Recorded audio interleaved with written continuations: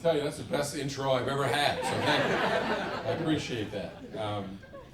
First of all, Dorothy, it is fabulous to be here with you.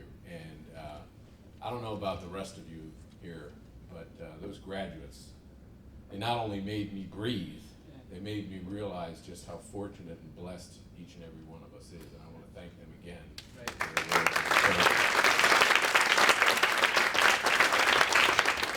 Now, you know, just yesterday I had the good fortune of meeting with a few of the YouthBuild graduates up at one of the centers of Abyssinian Development Corporation, and some of the quotes that they gave were just phenomenal. But the one that stuck with me was, you know, this is like a family that really cares about its members and helps us to become all that we can be. And you saw all kinds of gifts and talents and affinities, but what we really saw yesterday, Dorothy, was an unlocking of human potential. And so I want to spend a couple of minutes with you talking about the unlocking of human potential.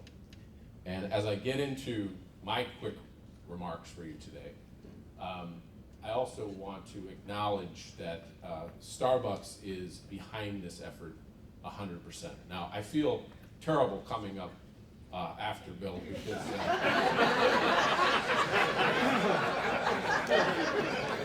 I thought I had a big announcement.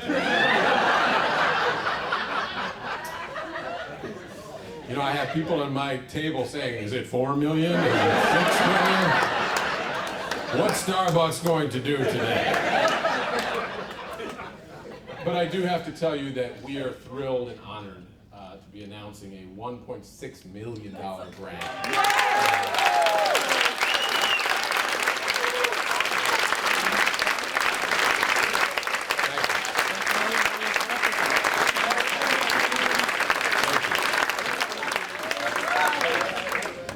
And we're doing that because of all of the things you've heard so far this morning and this afternoon, Dorothy. And to you and your whole team, congratulations. I want to acknowledge Rodney Hines, who is the executive director of the Starbucks Foundation and leads our community investment. Rodney, could you just stand for a minute? I also want to acknowledge the wonderful honorees today. It's a thrill to be with you. Obviously, Secretary Kerry is not here, but his daughter is here representing him, and I want to just congratulate you for the wonderful awards, Bill. Congratulations. It is a tremendous honor to be seated at your table. But today is also an opportunity to just pause. And Mr. Mackey said, take a breath. And I'm going to challenge us to pause and think about sowing seeds. And not only the process of sowing seeds, but thinking more about the kinds of seeds that we need to be planting. And I think this is especially true, and especially true this week, in the week of an American shutdown. I think we need to think about the future of leadership in America in ways that maybe we never have before.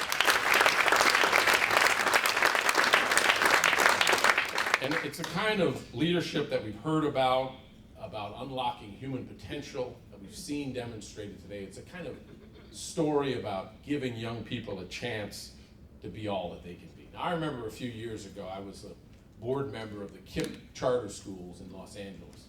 And one of the things that used to happen with KIPP charter schools, like many schools in LA that are charters, is very often very wealthy donors would come to the school and be taken on a tour of the school. And they'd meet the students, and the students would tell them, middle school students would tell them 4 colleges that they intend to apply to when they get out of high school.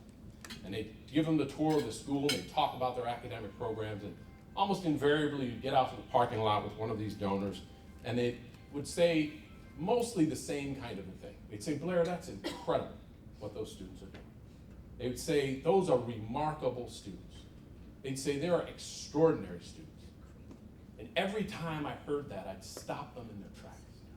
And I'd say, you know what? If you think they're extraordinary students, you missed the point. They're not extraordinary. They're kids from the neighborhood who were surrounded by people who care and were given a chance with high expectations set around them, and they soared like eagles. If we turn our young people loose and recognize their potential, they will rise to the occasion every single time.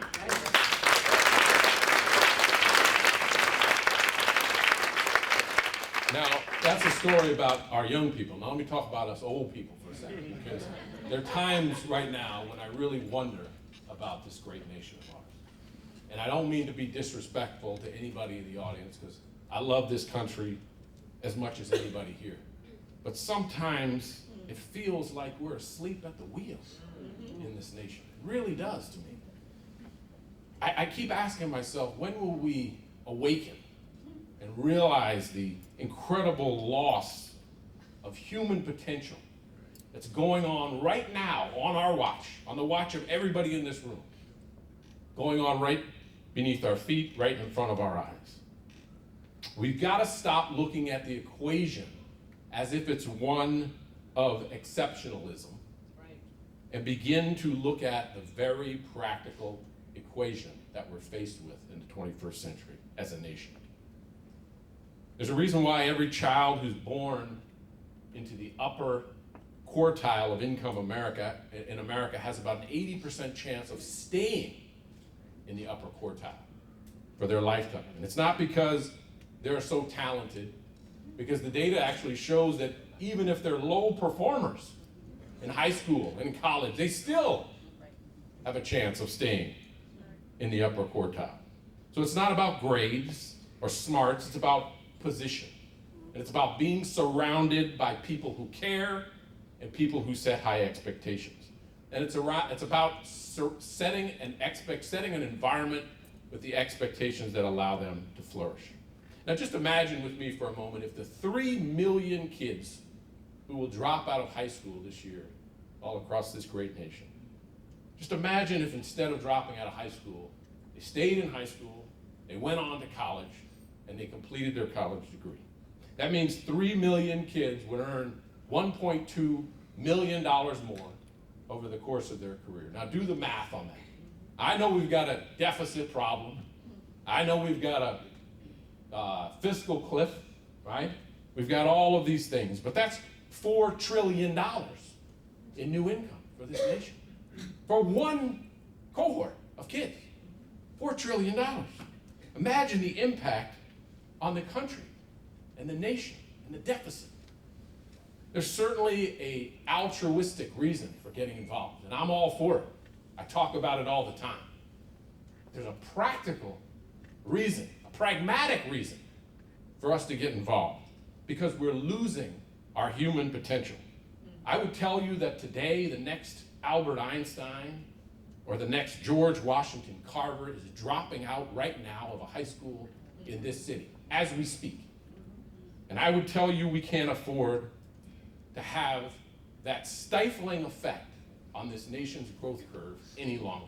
We need to unlock that human potential. Now, why is this happening? Well, we all ask really good questions after lunch, so let me try to take that one on for a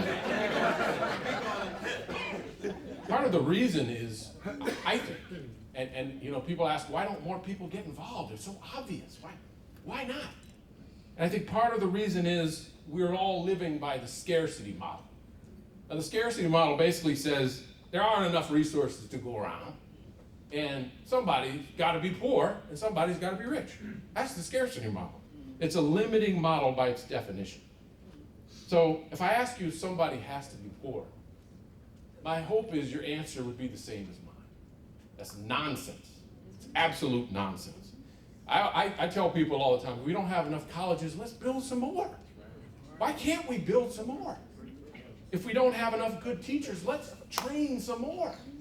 If we don't have, or if we have too many young parents who are unable to keep track of their kids or take care of their kids, let's show them a path to a better place.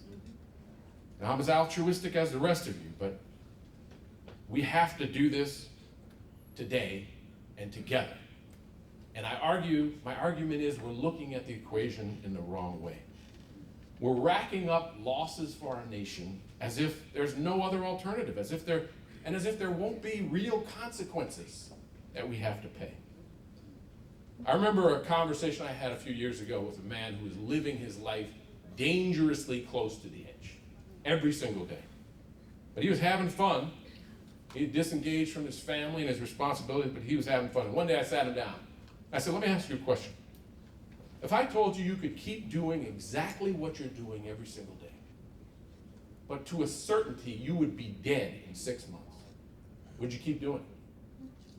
And he paused for a long moment. He looked at me and he said, Blair, if you could tell me with certainty I'd be dead, I would surely stop what I'm doing. Now, I've got to tell you, as a nation, we're faced with that kind of an equation, in my opinion.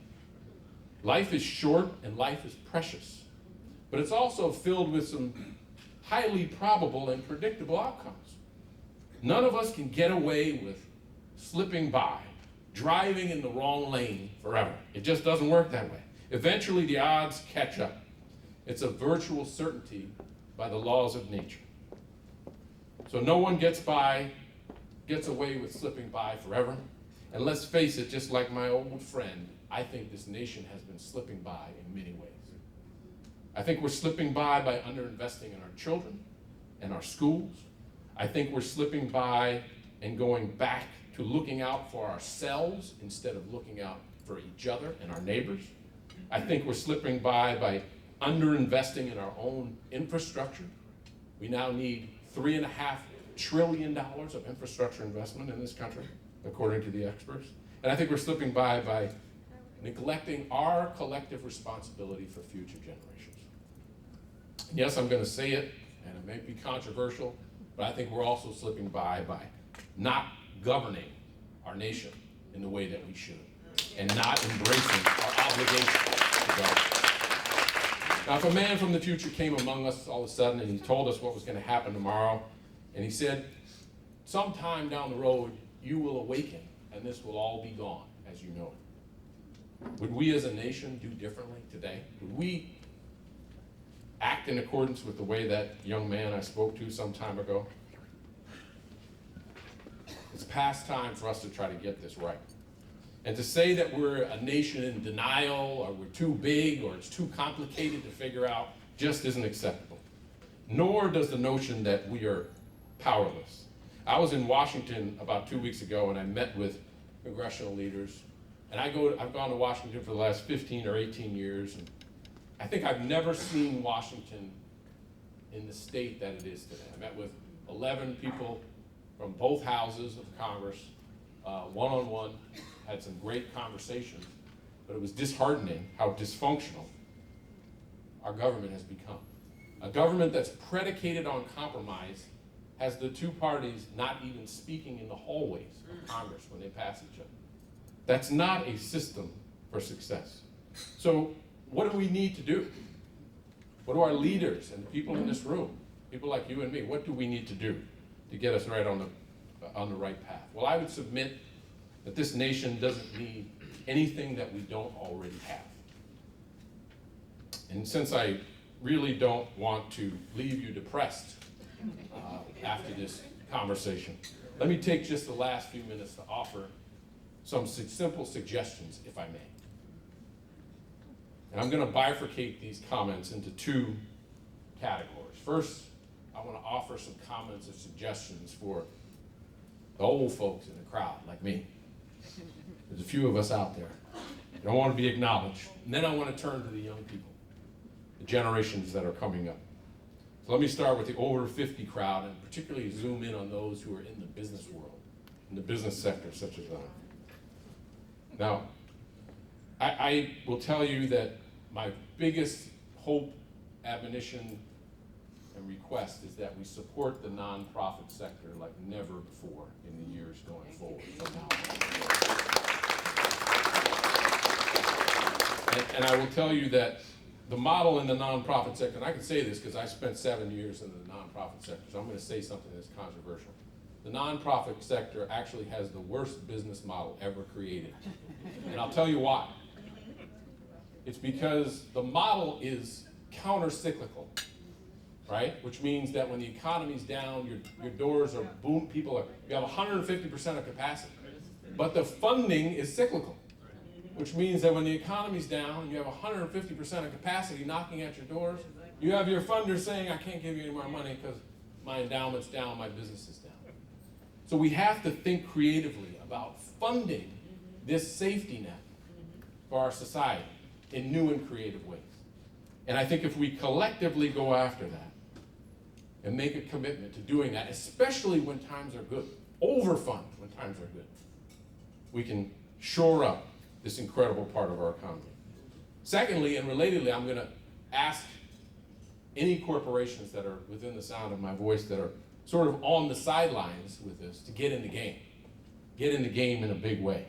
I know that's nobody in this audience, but the fact of the matter is that corporations in America are sitting on $3.5 trillion worth of accumulated wealth and cash. And we need to reinvest that in America and in our future, and we need to do it right now.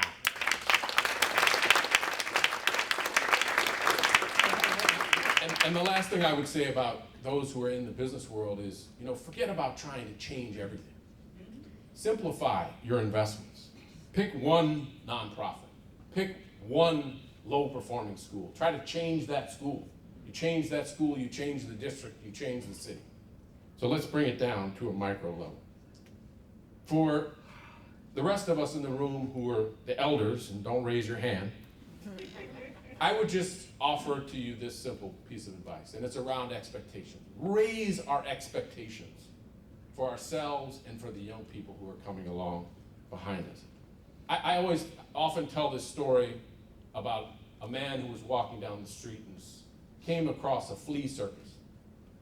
Now, a flea circus had the fleas jumping up and down, and the man stopped and looked at it, and he was amazed because the fleas would jump up and down and go to the exact same height with no covering. And so he said to the man who was standing behind him, he said, "Listen, that's the most amazing thing I've ever seen. Everybody knows a flea can jump 3 or 4 feet. How in the world did you ever train those fleas to all jump 8 or 9 inches and never jump off the table?" And the guy told him, he said it was easy. So when they were little baby fleas, I put a lid on them in a cage, and they jumped up and they hit the lid, and they hit the lid, and they hit the lid, and they hit the lid. And eventually they said, "That's the end of my world." So when I took the lid off, they couldn't jump any higher than they'd been trained to jump. And I submit to you, that's exactly what we're doing to our young people today. Let's take the lid off and see how high these young people can jump.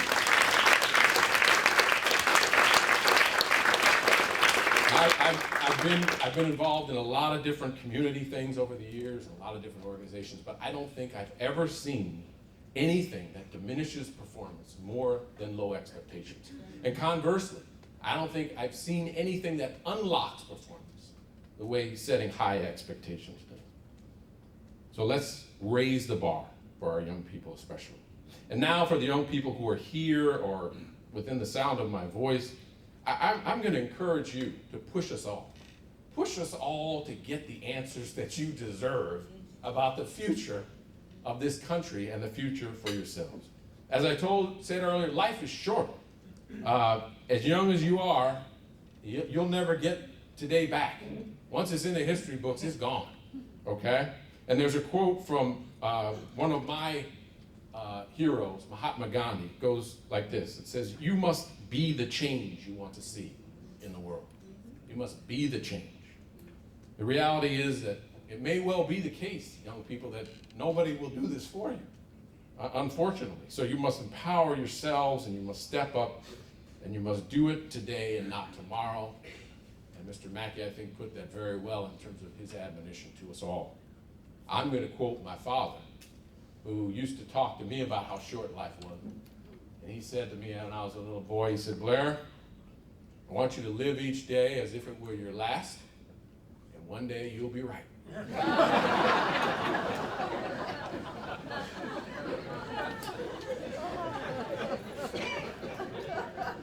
So I want to tell our young people to aim high, and then the corollary to that is be lifelong learners. Seek out opportunities to educate yourself.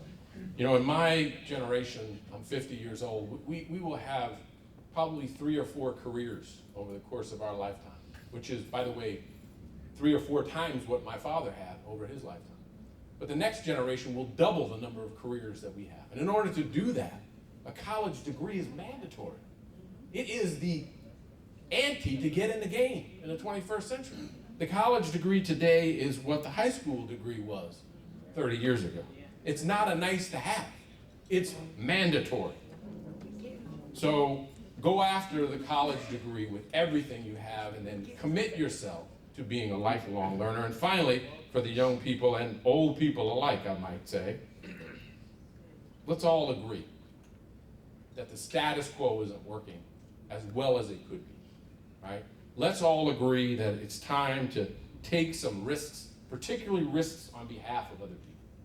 Now, I'm a big student of the civil rights movement. I worked in a social and civil rights organization, ran one for 7 years.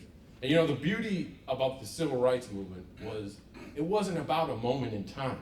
The beauty was that in this nation and even in other nations, it was all about the future and about future generations and about the well-being of future generations and about taking risks for those future generations.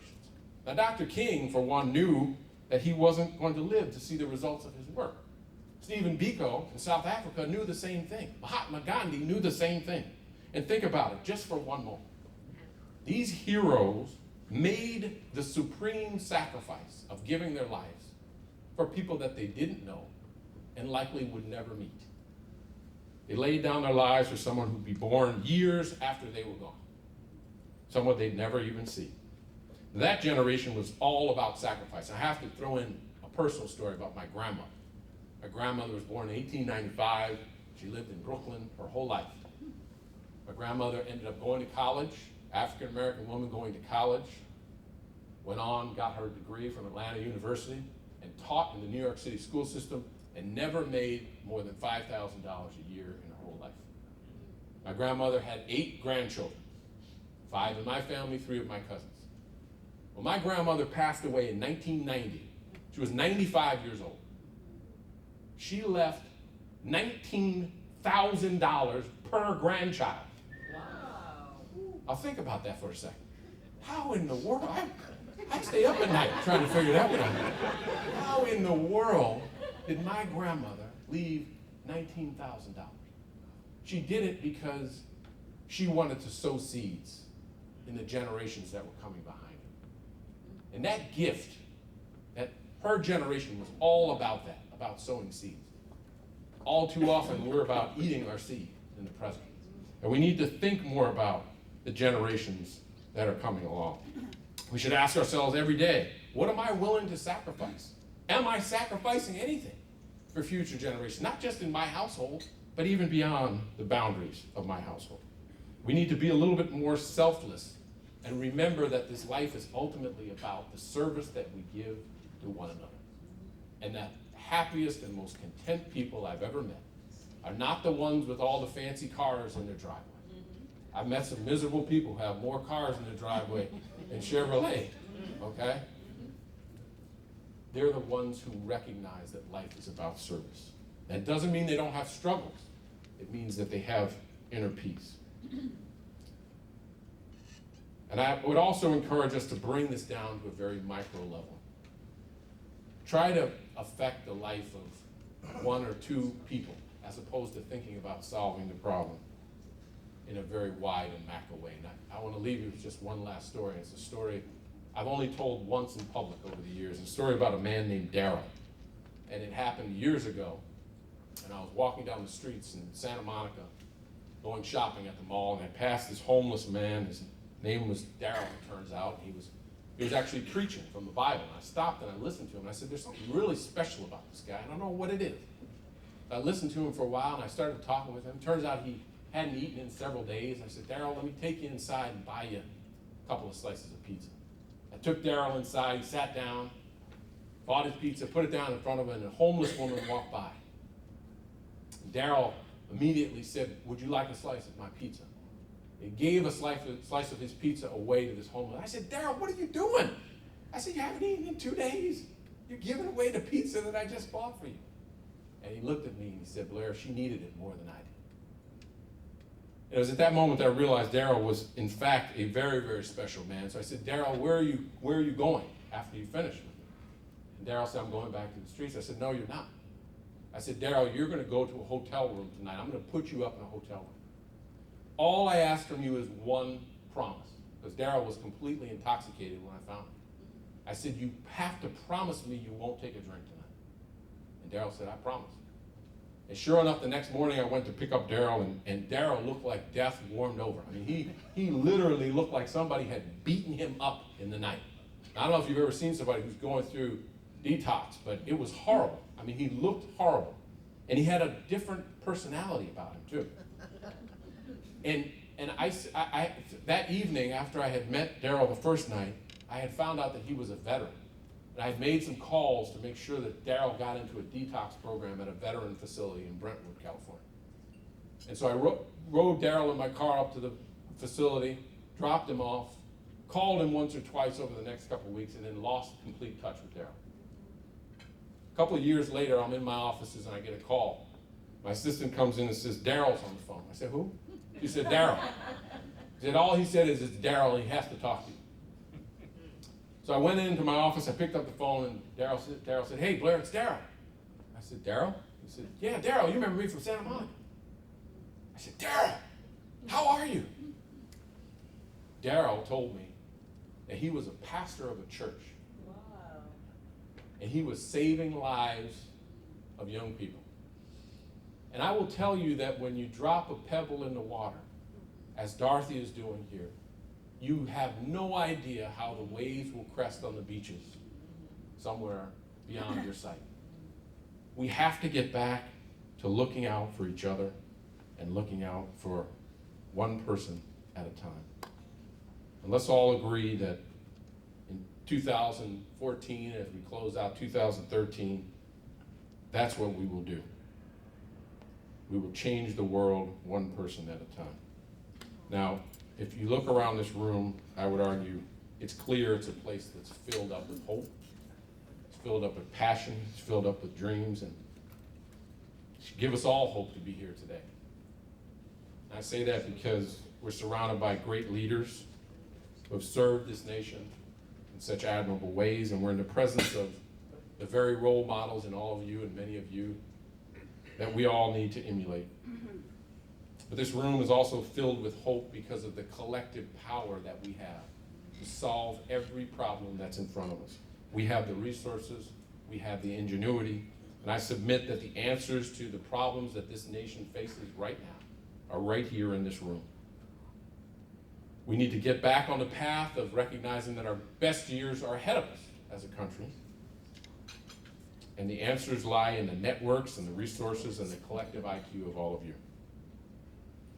What I think we need to ignite, if I may say so, is the willpower to get there. So I'm leaving this room with hope, not just because of all of you, but because of the young people that I met yesterday and that I meet in the journey that I'm on every day. I've looked into their eyes and I see the future and I see the hope that is in their eyes.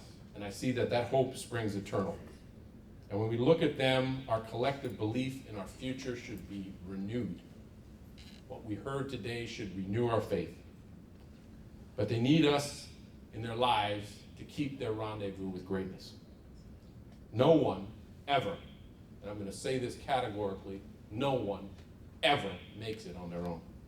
And there's never been a more important time for us to realize that the myth of the self-made man is a myth. There's never been a more important time to realize that than right now. Everyone in this room had someone open a door of opportunity for you, or you wouldn't be seated here today.